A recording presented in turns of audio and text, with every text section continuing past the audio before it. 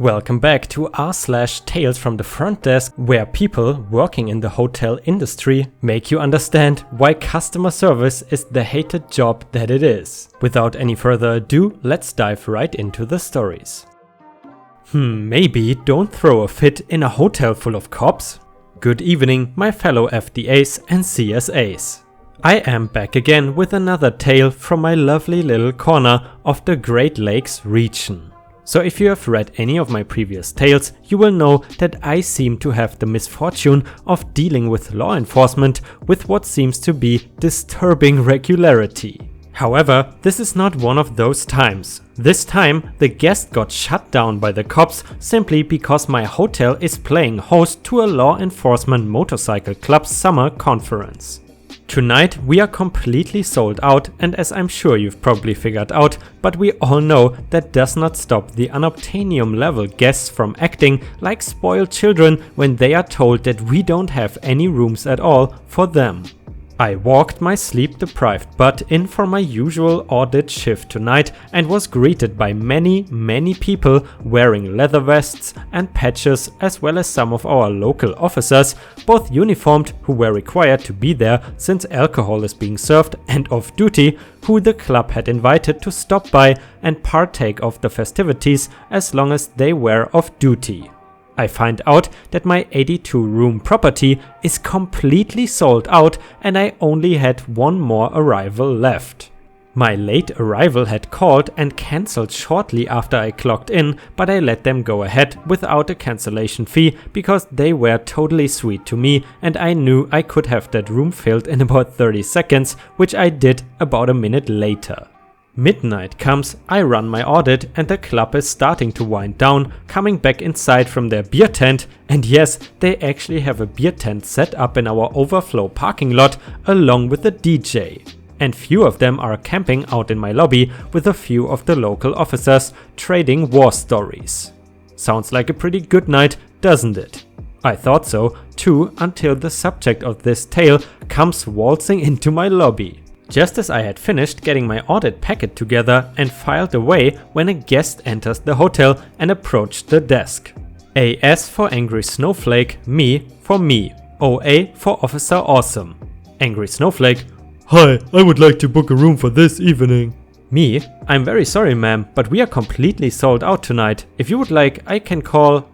Angry Snowflake interrupting me and beginning to raise her voice: That's impossible, I checked the app right before I came in. Me: once again, I'm very sorry ma'am, but as it's after midnight, the app is showing the rooms we will have available for check-in today at 4 PM. I would be more than happy... Angry Snowflake interrupts me again and is getting close to screaming: I am a lifetime Sparkly Stone member and I'm guaranteed a room. Me: ma'am, I need you to lower your voice. Sparkly Stone members, lifetime or not, are indeed guaranteed a room, as long as the reservation is made 48 hours in advance through the Sparkly Stone service line. As everyone is checked in and has been for a while now, I simply don't have a room available for you, but I am more than willing to... I see OA, Awesome Officer, one of the local uniformed officers, stand up and start to make his way over to the desk when she hits me with the line we all know is coming, though this is the first time someone has said it in my presence. Angry Snowflake, full on Karen, shrieking: I don't care, I need a room now, make one of them leave and give me their room. And just then OA lets out a gruff "Ma'am." AS whirls around and is ready to lay into him until she notices OA is 6'2" tall, uniformed police officer who is built like Hugh Jackman in Logan. OA: Ma'am, I'm Officer Awesome with TPD. This gentleman has told you that they do not have any rooms available. Now you can either quiet down and see if maybe he can find you a room elsewhere, leave and find something on your own, or I can cite you for public disturbance and escort you off the property. What would you like to do? Angry Snowflake, now devoid of all color, stood there for a few seconds, mouth opening and closing like a fish out of water. She finally shut her mouth and scurried out into the night to go be some other poor auditor's problem. OA nods as I thank him and goes and sits back down. Night audit: the night is dark and full of weirdos. Except for this weekend, I have a feeling this weekend is gonna be pretty good. You know guys, that actually reminds me of a very old stereotype, which is that people associate bikers always with being bad people or criminals or something like that. But to be honest, from my experience, they are usually very kind people. And I'm not only saying that because I drive motorcycles myself. But anyway, let's continue. Guest tries to get me fired for doing my job, admits she's doing it just to be annoying. And the results are highly satisfying. This happened back in April. Around mid-morning, an attractive young woman came into the lobby and asked for a key to her cousin's room, who we will call Shishi Garcia. Cousin: can I get a key to room 207? Me, checking: is Mrs. Garcia here with you? She sighed loudly and immediately lost her patience. 0 to 60. Badgered me for half an hour. She called someone who she said was Shishi, but I had no way of knowing, and put that person on speakerphone. Together they badgered me in stereo. Eventually I offered to check the camera footage to see if she was present at check-in.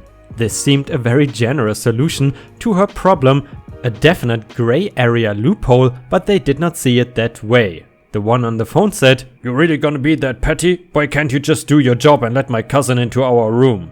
Finally, sick of the abuse, I snapped back. Doing my job means your cousin plops down on that couch and waits for you to get back here and let her in. What I'm doing is extra. It's special treatment. I'm being nice and I don't appreciate the abuse. I don't have to do this for her. In fact, I could get in trouble for it. The cousin took the key, sighed loudly, and walked back to her room without even so much as a sarcastic "thank you." That could have been the end of it. 5 minutes later, Shishi came into the lobby. This struck me as odd because I was told she was hours away. Never looking up from her phone, she asked for my name and my supervisor's name and took the opportunity to slip in a few more derisive remarks. After I said, "Have a nice day." With perhaps too much bite, she told me she's going to try and get me fired because what you did is illegal. Then, while I was speechless, she smugly turned on a dime like a model on the runway and strutted back to her room. That could have been the end of it. I called my manager, she was very sympathetic and laughed it off reassuringly. I puzzled over it a while, then grabbed my cell phone, set it to record, took a deep breath and knocked on Shishi's door. That conversation, 30 seconds, redacted, edit, I added a transcript to replace the audio clips. Me: front desk. Shishi opens the door, holding her cell phone up to her ear, saying something inaudible into it. Me: hey, so do you want me to call the police and oust this person from your room? Shishi: No, she's actually in the restroom. Me: is it okay that she's in here? Shishi innocently: yeah, that's fine. Me: then why are you upset that I let her in? Shishi talking into the phone: hold on, is there a way I can call you back or put this on hold or something? Inaudible talking between Shishi and the cousin. My goal was to bait her into saying it's okay for the cousin to be in that room. She walked right into it. At the moment I knocked, she was actually on the phone with Noise Hotels filing a complaint about me, which is why she says, "Can I call you back?" and gets off the phone as soon as I start asking questions. She followed me back to the desk where we talked a little longer. I asked her to clarify why she was threatening me with firing, and she replied, "I'm just doing it to have some fun." That conversation, 26 seconds, starts after she gets off the phone with customer support. We are standing at the desk. Shishi: okay. Long pause. Me: so it's okay that that person's in the room? Shishi: that is correct. Me: then what's the problem? Shishi: the problem is your customer relations. Me: so it's not that I let her into the room like you threatened me with earlier. Shishi: no, not necessarily. I did that because I'm upset with you. So I'm doing it to annoy you, if you want me to be honest with you. The only reason I recorded this stuff was to defend myself against a write-up or worse. I was content to let the whole thing go. She had her key and filed her complaint and my manager was on my side. Great. That could very easily have been the end of it. The next day, however, after they checked out, housekeeping discovered Shishi and her cousin had stolen all our pillows and left their own wretchedly old pillows in the pillowcases. Did they think we wouldn't notice? Naturally, her card declined for the theft. Fine, at least this is the end of it.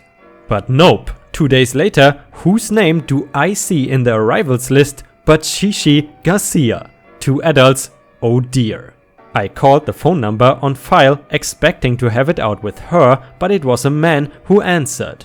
I told him we will have to cancel his reservation because Shishi and her cousin are not welcome at the Slumtown Inn. He asked why and I told him the whole story, the key, the abuse, I'm just doing it to be annoying, and the pillow swap. I did not mention the recordings. He apologized profusely. Again and again he apologized. He said they put their employees up here all the time and we have always been great. He thanked me, apologized once more and said he would talk to her and ended the call. The next day I learned that man had been her boss's boss. He called her supervisor, who called the hotel and spoke with my manager. My manager told him the whole story and mentioned the recordings. Ladies and gentlemen, it saddens me to tell you, Shishi and her pretty cousin were let go. They were fired in a strange city 1,000 miles from home in the middle of a business trip. Sad. By the way, just in case you didn't notice, instead of annoy, the author of the story actually wrote BITCH, but I cannot say that on YouTube. Also, if you have watched until here, please don't forget to post some stars in the comments and like the video to support me. Thank you very much. Literally on all the happy pills. By the way, I use the term happy pills for DRUGS. And I apologize in advance for all this stupid censoring, but please thank YouTube for that. I have worked night audit for about 12 years now, nearly 13. I describe my job as 90% dull, boring routine, 9% annoying problems I have to deal with, and 1% pure, raw terror. Tonight, gentle readers, we shall speak of one of those nights. Buckle up kids, this one is a wild one. So there I was, enjoying the doldrums of the shift. My night audit paperwork was finished and I was relaxing in the office until breakfast. Nice and quiet until it wasn't. Sitting there, I hear thumping and bumping from the room above room 204. Nothing out of the ordinary, really. Our floors are thin and the bathtubs magnify sound. Just someone a bit lead-footed. Okay, very lead-footed. Some folks have never lived in apartments or anything. Still, within normal... Okay, what the hell are they doing up there? At this point, the cabinets in the back office are rattling. Whatever the hell is going on, it's not good. As I am getting up and grabbing the master keys, the phone rings. It's room 202, the room next door. Hey, you need to get up here. They are having an argument or something. Side note, the guy in 202 sounded exactly like Zoidberg. No joke, swear on my mother's grave. So I dash up to the second floor. Inarticulate yelling and screaming can be heard the moment I set foot off the elevator. I pound on the door. This is SKWRL with the hotel. Is everything okay in there? More inarticulate screaming. I pound again, harder. This evokes more yelling, followed by a loud crash of breaking glass. Well, 911 it is then. Police are dispatched and I wait nervously as the screaming and pounding intensifies. I'm only able to hear one person, which gives me some hope that someone is not being brutally murdered in the room. At this point, the folks in 320, all the way at the opposite end of the hotel, poke their heads out to see what all the ruckus is. I tell them to get back in, police are on the way. I am busily trying to contact my manager, who is not picking up. I leave a frantic voicemail and a few texts before the police show up. I meet them in the lobby, explain the situation, they can hear more thumping and crashing from the lobby, and we head up. The police pound on the door. Town police, open the door! This is met with more yelling. The screaming has become weird.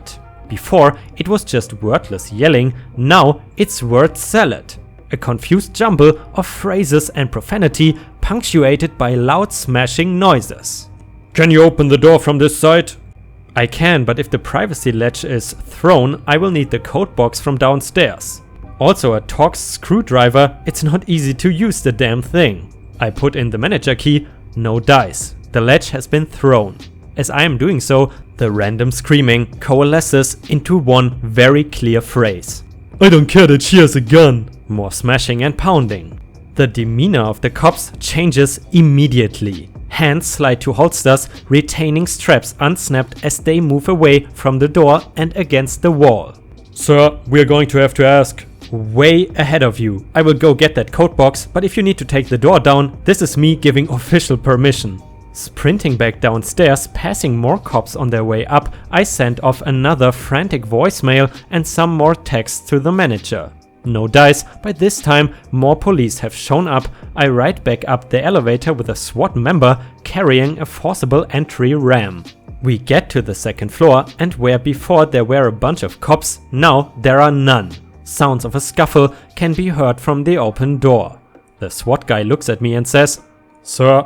I nod and head downstairs as he dashes in. For the first time in about half an hour, it is quiet in the lobby. Then an EMT comes through carrying... Crap, I know what that bag is. That is the resuscitation kit. Not good. It turns out it took 6 cops and a taser to get the cuffs on the guy. And then he stopped breathing. There is a thing where if your body is under enormous stress and panic and then it suddenly isn't, your blood pressure can drop, sometimes fatally. If there's the wrong drugs in your system, it's even worse. He did not make it. Things got very busy after that. We already had a bunch of police, cars, ambulance and a fire truck in the parking lot. Now we had even more.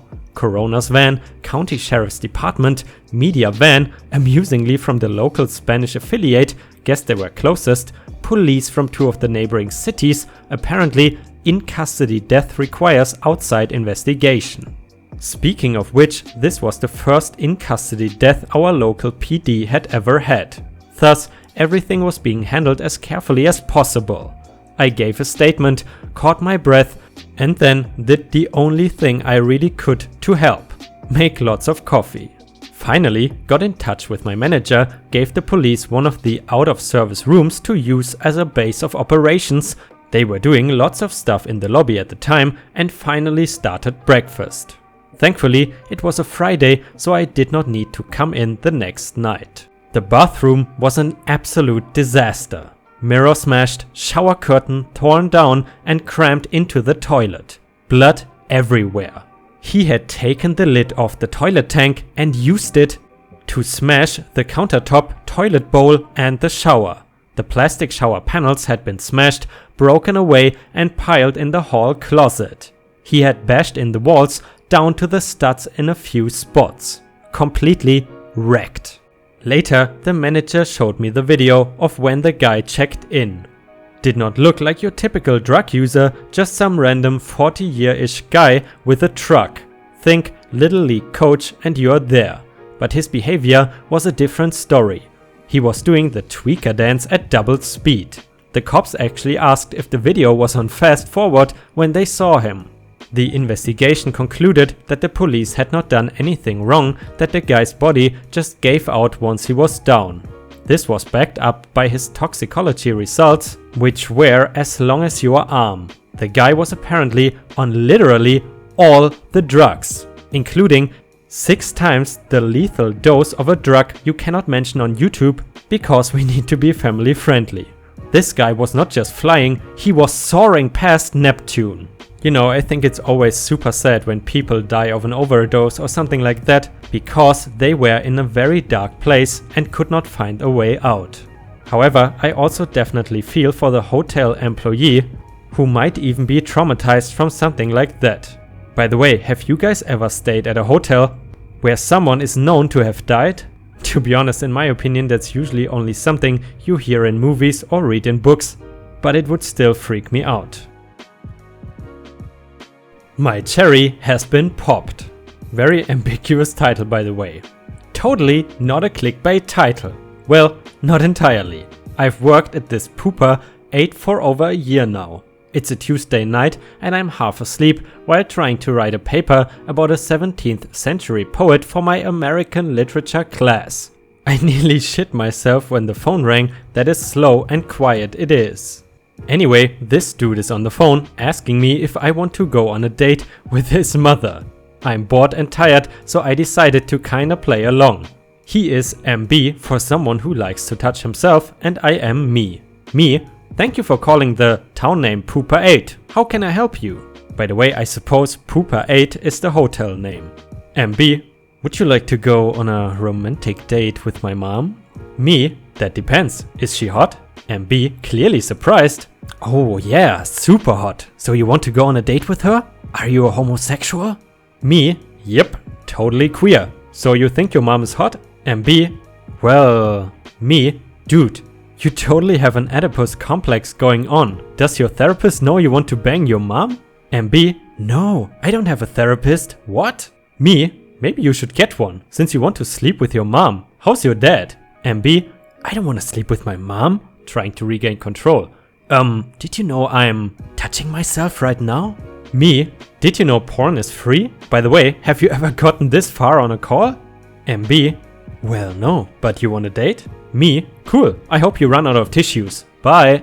For context, I worked at a call center for a while as a telemarketer and I had never been prank called before, but I did have people try to make me feel awkward and or yell at me for calling them, so I'm pretty good at not reacting. Have you guys ever been prank called? To be honest, even in the old times of phone books, that has never happened to me. Especially not a weird encounter like that one. I don't know what to think about that story. But either way, I'm gonna end it here with this weird story, but I hope you enjoyed the Tales from the Front Desk stories, and be sure to let me know if you want to hear more of them, because honestly, this subreddit has an insane amount of good stories. And I also really enjoy reading them. Either way, I hope you have a fantastic day, and I see you again tomorrow. Ripe signing off.